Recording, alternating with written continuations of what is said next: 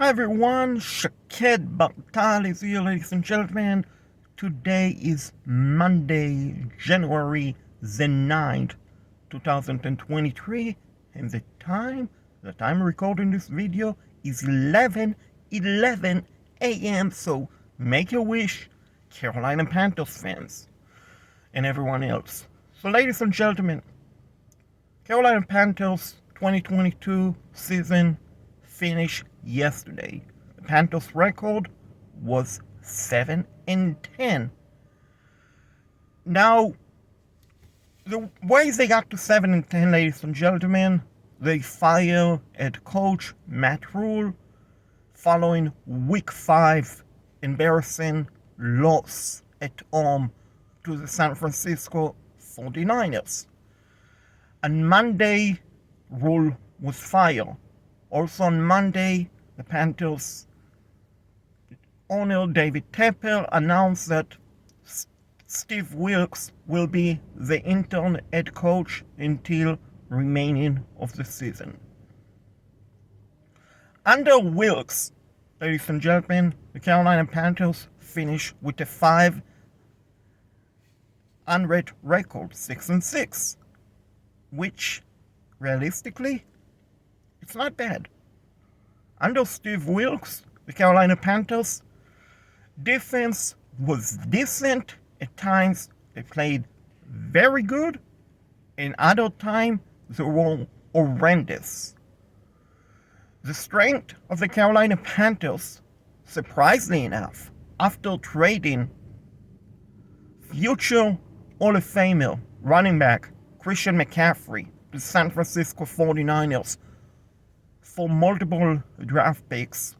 The following week, and until the remaining of the season, Dante Foreman, Chuba Hubbard, and Machine Blackshield, all three of them had pretty good performance running the ball. Carolina Panthers became a running the ball first, in part because they didn't have a quarterback, reliable quarterback.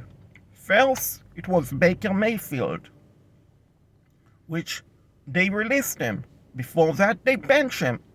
Then it was P.J. Walker, who against Atlanta Falcons on the road, outside of terrible interception toward the end of the first half, which was a pick six. Overall, pardon me. Overall, it wasn't bad. It was alright. But the following week in Cincinnati, it was horrendous. But so is the rest of the Panthers as a whole. Then P.J. Walker suffered an injury 2 weeks later in the Thursday night game against the same arch-rival Atlanta Falcons. In that game, P.J. Walker was alright, but he suffered an injury. Panthers went into a bye week, and afterward, until the rest of the season, it was Sam Red-Bearded Darnold. The reason I'm stating red-bearded, if you look at Sam Darnold, he grew a red beard. So, Darnold was the starting quarterback until the Panthers season ended yesterday. Now, I mentioned a second ago that the Panthers and P.J. Walker played bad against the Bengals. And bad is being respectful. Because let's be honest, ladies and gentlemen, if you're a Carolina Panthers fan and you watch that game, which I did, which I'm sure everyone else did was a Panthers fan, we were in Paris. We were disgusted with what we saw against the Bengals. So, overall grade for the Carolina Panthers, the first 5 games under Matt Rule is a flat F. Sure, they beat the New Orleans Saints at home, But outside of that, it's a flat F. It's a really flat F. Now, under Steve Wilkes, my grade is a B minus. Now, I'm sure some might say, Shaked, Steve Wilkes took the Panthers, his record 6-6, 500. They finished 7-10, 2 more wins than what Matt Rule did in the 2 previous seasons that he coached the Panthers. 2 seasons, Matt Rule took the Panthers 5-12, 5-12. So how can you say that Steve Wilkes only deserves a B plus and not an A plus? Pardon me, B minus and not the A plus. How can you give him a B plus? B minus, B plus, B minus, you know it. Say it 50 times in a row, ladies and gentlemen, off a script. So B minus, how can you give him a B minus? And not an A, not even an A plus. And the reason I give Steve Wilkes a B minus, ladies and gentlemen, is because of the Bengals game, because of the Steelers game, because of the Falcons road game, and the Tampa Bay Buccaneers road games. The points, ladies and gentlemen, that the Carolina Panthers defense gave up in all 4 of those games is well over 100 points. Well over 100 points, I repeat myself, because this is unacceptable. They gave well over 1,000 yards. Well over 1,000 yards. Outside of those games, yeah, the defense was pretty good. Against the Ravens, they weren't great, but now we see the Ravens, even with Lamar Jackson, the offense is not very good. So we see that. But I mean, ladies and gentlemen, you cannot give up over 100 points, allow over 1,000 yards in 4 games, and expect to get a good grade from me or from anyone else. And for anyone out there, the pundit, the expert, the fans were stating, oh, Steve Wilkes deserves the head coaching job. Let's make him the head coaching job going forward. My question to you, are you really stating that based off his overall work? Or are you stating that because you like Steve Wilkes, because he's from Charlotte, and you think he's a great guy? Which, all of that things are true. I'm not denying that. But what I am stating, ladies and gentlemen, you have to look at the overall body performance. And sure, this wasn't Steve Wilkes' roster, but still, injuries or not, you cannot allow over 416 yards in a crucial must-win game against the Tampa Bay Buccaneers. You cannot. You cannot allow so many yards against the Atlanta Falcons on the road, a team whose offense, honestly, was worse than you guys. And you cannot allow 35 points in the first half in Cincinnati. Or you cannot allow Mitchell Trubisky and Najee Harris to destroy you. Devontae Johnson, George Pickens, to destroy you at home. So I ignore what Matt Rule did, because he not equationed to this. What he did to the Carolina Panthers, football-wise, it's almost like committing a malpractice. Because he basically took this team huge step backward. And Steve Wilkes is an upgrade and was an upgrade over Matt Rule. No denying that. Steve Wilkes is a great guy. From all we've heard, outstanding human being. He's from Charlotte. He's very popular. He likens the locker room by his players. They respect him.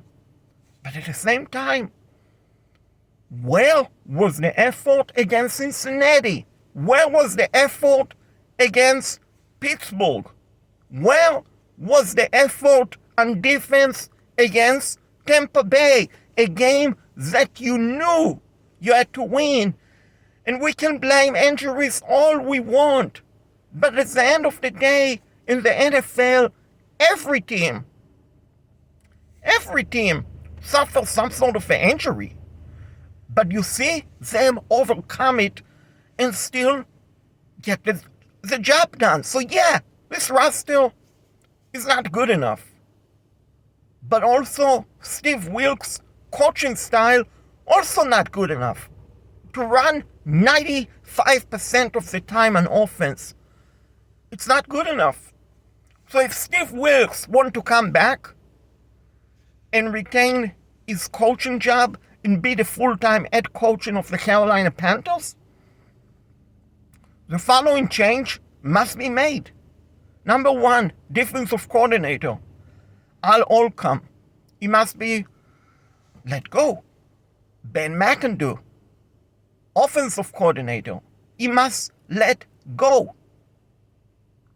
The Panthers need a new offensive coordinator, a new defensive coordinator. The following players should also be let go. Shaq Thompson, you had a great career, but you definitely lost a step. Goodbye to you. Sam Darnold, goodbye to you. PJ Walker, goodbye to you. CJ Anderson and Keith Taylor, but more especially CJ Anderson, goodbye to you. Jeremy Chin, it's not goodbye to you, but you definitely need to step up your game, son, because how you play this season is unacceptable. And maybe the Panthers should move you to a linebacker position. Xavier Wood, they sign you to come up with interceptions. Every time you had a chance, you drop them. So maybe practice in the off season 50 times or how many times you need to a day catching onto the ball. Because when you don't intercept the ball, you keep the offense possession alive. Ian Thomas, goodbye to you. You are not worth the money that you're getting. Even if you're a decent blocking tight end, you should also be able to catch the ball. Shai Smith, it's also goodbye to you because you are not good enough. So, in my opinion, Carolina Panthers definitely need to draft a quarterback in the first round. They have the 9th pick. They have picks that they acquired from San Francisco in the Christian McCaffrey trade. Use them to trade up and draft either CJ Stroud or Bryce Young. Carolina Panthers could use another wide receiver, Terrace Marshall, Laventer Chanel. They played well, but you still need a 4th wide receiver behind your number 1 starter, DJ Moore. The Carolina Panthers could use a catching, reliable tight end because even Tommy Trimble is not, honestly, a good enough catching tight end. But since he's still on his rookie contract, he get to keep his job for now. Cornerback. You have Dante Jackson, but he's injury prone. You have J.C. Horn, who is definitely a number 1 starting cornerback in the NFL. You need at least 2 more cornerback. Find them in the draft or in free agency. Carolina Panthers need and must retain Bradley Bozeman and Devonta Freeman. The Carolina Panthers need to sign Brian Spider Burns to an contract extension, and find a replacement for Ito Gross Matos, who is not a good enough starting defensive end and pass rusher. He's not. It's probably more better to be a suitable backup player, but he's not a starting defensive end pass rusher. Linebacker. You need to replace Shaq Thompson. You need to replace the middle linebacker, Devin Wilson, who is not good enough, in my opinion. So invest either in free agency or in the draft in that position. And then, of course, we need a new defensive coordinator and a new offensive coordinator. If the Carolina Panthers can do what I just stated, there is no reason why this team cannot contain for the NFC South next season and definitely make a deep playoff run. But it's all up to owner David Tepper and general manager Scott Fiddles to get the job done. Because we, Carolina Panthers fans, we are sick and tired of going into week 18 talking about draft position. We are sick and tired of talking about coaching change and so on. We want stability. We want to enjoy Carolina Panthers playoff fit football. We, the fans, deserve that. Shouldn't take 7 years, David Tepper, Scott Fiddle. Look at the Jacksonville Jaguars. In one season, under Doug Peterson, they won the AFC South. Sure, that division is not good enough, but they still got the job done. So let's have a great offseason, and let's make Carolina Panthers football enjoyable, fun, exciting, entertaining again come January and hopefully in February in the Super Bowl.